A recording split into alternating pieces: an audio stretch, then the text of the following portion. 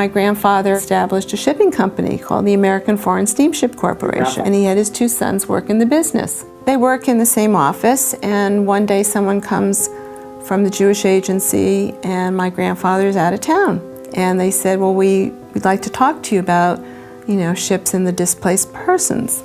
And my father said, well, my father isn't here. And I said, well, can you help us? And he goes, you got the wrong guy. I don't know anything about this. And they said, well, let us tell you about this.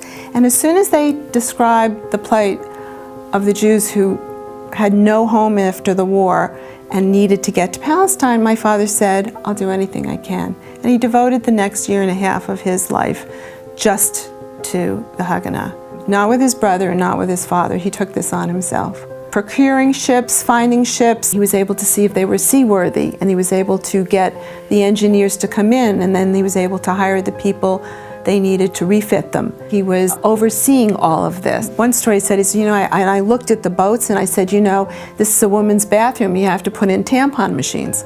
He just right down to the really knowing what the refugees were going to need. There were the little stories they told about, bribing. They had to fly out on a Panamanian flag, and the British informed the Panamanians that this was going to happen, and so they bribed the guy with 2 cases of champagne to leave town for 3 days, and while he was out of town, the ship sailed.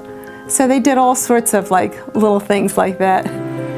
This was between 46 and 47. And I heard that they could do it within a month or 2. They could refit the ships. I think my father was so committed to saving these people and to getting them a homeland. He just said, this is what I have to do.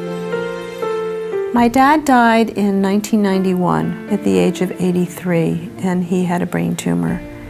And he was treated at Mount Sinai, and a young neurologist took over his last few days of care. And then they published an obituary, and it said in the obituary that my dad was responsible for bringing 33,000 refugees to Palestine. And Danny got a call from this young neurologist about a week later and said, I didn't know that about your father, but my father was one of the people on those ships.